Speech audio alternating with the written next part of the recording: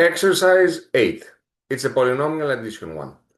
Which of the following is equivalent to the sum of 2x to the power 5 plus 3x to the power 4 and 5x to the power 5 plus 6x to the power 4?